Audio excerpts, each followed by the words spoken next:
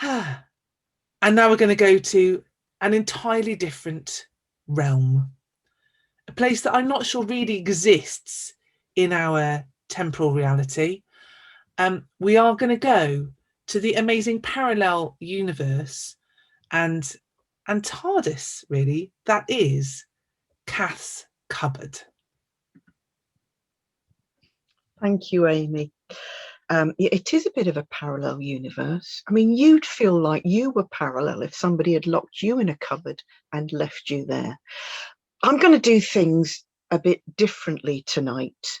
I mean, the people who come regularly will know that generally in this spot, I'll do something about folklore and history and traditions, and I'll sing a folk song.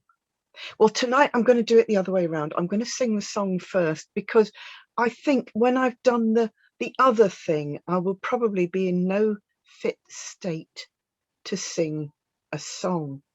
And in fact, I'm cheating tonight because this folk song isn't actually a folk song.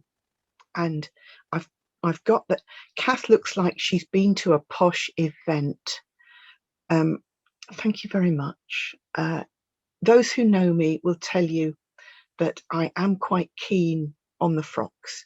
I'm wearing this one for a particular reason tonight, and I will tell you about that in a moment. But first, the song. We've got a bit of a tree theme going on, so I've chosen to sing tonight Oak and Ash and Thorn.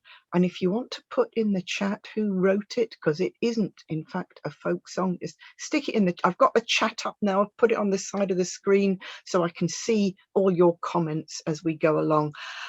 As always, there's a chorus for you to join in with. Join in if you know it, join in if you don't, and the chorus goes like this.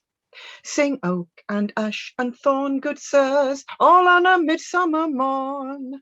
Surely we sing of no little thing in oak and ash and thorn. There you are, you've got no excuse now for not joining in.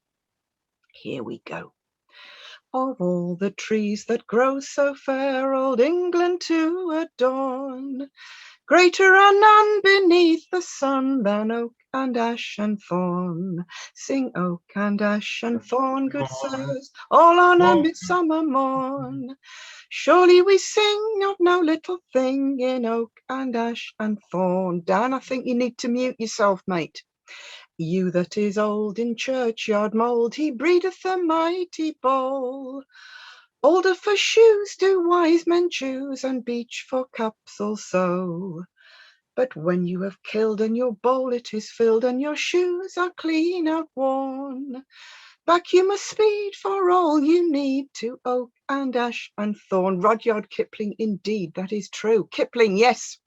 Sing oak and ash and thorn, good sir, all on a midsummer morn. Surely we sing of no little thing in oak and ash and thorn. Oh, do not tell the priest our plight, for he would call it a sin. But we've been out in the wood all night, conjuring summer in. We bring you good news by word of mouth, good news for cattle and corn. Sure as the sun come up from the south by oak and ash and thorn. Sing oak and ash and thorn, good sirs, all on a midsummer morn. Surely we sing of no little thing in oak and ash and thorn. I love that line. But we've been out in the woods all night, a conjuring summer in. Puck of Pook's Hill, yeah, one of my favourite books, Mike, yeah. Dan, I'm sorry if you were joining in. I thought you were perhaps muttering in the background and you didn't know that you weren't muted. Sorry about that. Oh dear. Well, Conjuring Summer In. This is all about summer. This is a lovely book. There are 4 of these. An anthology for changing seasons. This one, as you can see, is summer. There's 3 others for the other seasons. And I was leafing through the other day. They're great books for when the seasons are changing. They just get you into the mood for the new season. This is an excerpt from Cider with Rosie by Laurie Lee. And it's about when he was a child and when he and his mates used to go out in the summer, not just in the evening, they'd be playing, running across miles of countryside, actually at night. And it says here about finding something to munch on, about beech trees. They served equally well for climbing into, and even in June, you could still eat their leaves, a tightly folded salad of juices. Well, I thought, I didn't know you could eat beech leaves. I knew you could eat hawthorn. I didn't know you could eat beech. Did you know that? Did you all know that? You can make coffee out of beech nuts as well as acorns. Well, Amy, I didn't know actually that beech nuts emerge this early in the year, but I picked these up today under a beech tree, and they really don't look like they've been left from last year. But these are the nuts, and they are tough little buggers. Does anybody out there, has anybody ever eaten beech nuts? Because these look like they're just all tough skin and not much inside. I don't think I would bother trying to eat it.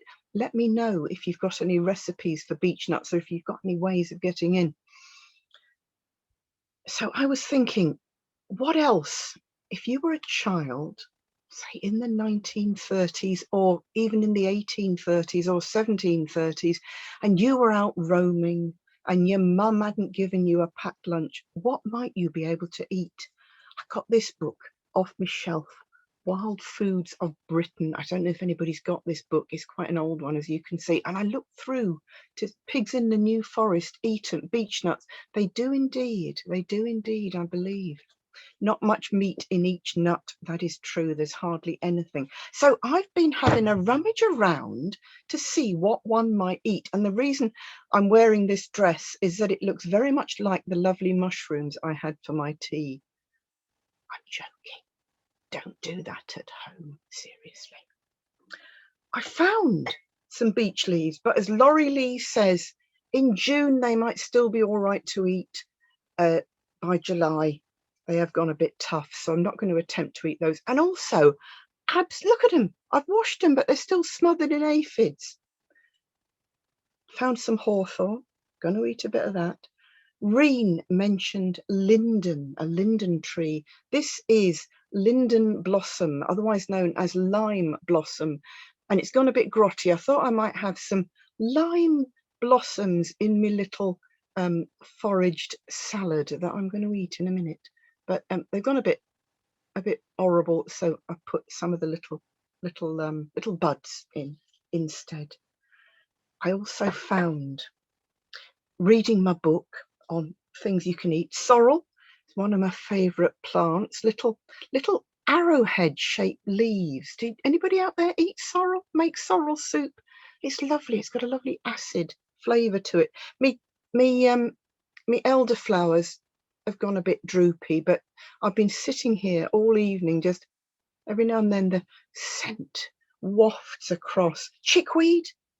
Chickweed is used to be fed to chickens. That's why it's called chickweed. I've got some dandelion in here. I think it's dropped down the bottom. Clover. You can eat clover. You can eat the clover flowers. I couldn't find any red clover. It's a lot more rare around here. Do you have red clover where you live? You can eat birch leaves too. I didn't know that, Karen. I'm glad I didn't know it, because I would have had to put some in my salad as well. But, you know, if ever I'm really peckish, we eat sorrel in salad. I bet that's nice. So I've got white clover because red's a bit more rare. You can eat the clover leaves as well. Did you know that? And also in my lawn, I've got violets growing, and you can eat violet leaves as well as the flowers. So here we go, folks. I made myself a little salad, and it's gone a bit grotty. Well, to be honest with you, it started off a bit grotty. These are all the chopped up leaves that I've just told you about, and I decorated it with some elderflowers, and these little, you probably can't see them very well, little petals from brambles. Of course, it's all right in autumn, isn't it? You've got your whortleberries or windberries or blueberries or whatever you call them, round here it's absolutely dripping with brambles. You'd be all right. But this time of year, you end up with eating bits of chopped up leaf. So here we go. Hawthorn, dandelion, chickweed. Let's give it a go. I know. Well, this is it, Claire. You see, they claim that I get out from time to time. Obviously, I don't. They leave me in here to starve. I've had to eat the curtains behind me. That's how desperate I get. Here we go, folks. I'm gonna try my salad.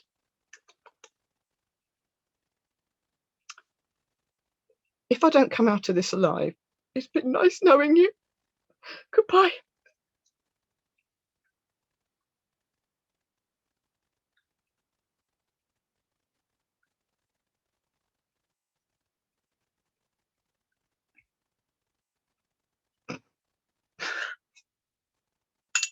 Oh, flipping heck. I'm really glad. God, I'm really glad I sang the song first. Blimey. If anybody was here when I drank the acorn coffee, let me tell you, the committee of Get a Word in Edgeways, I still get mocked about that. So I'm going to get mocked about my salad now. It's all stuck in my teeth and everything.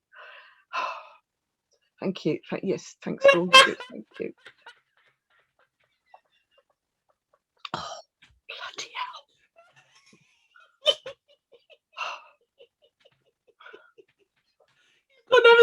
Thank you. Thank you, Simon. Oh. Oh, dear you can eat it. You'd be pretty desperate. You'd have to be desperate. You'd have to have some baron who'd taken over the woodland where you normally did your hunting to feed your family. God. Oh, thanks, Dan. Do you want me to take over? I think I need to lie down in a darkened cupboard now. We love you, Cath. Thanks. Oh, thanks, Andy and Joe. Shall I turn the light off for you, sweetheart? The things I do for Get a Word in Edgeways. Oh, dear me. Poor Cath. That was her idea. I have to say, it was entirely her idea.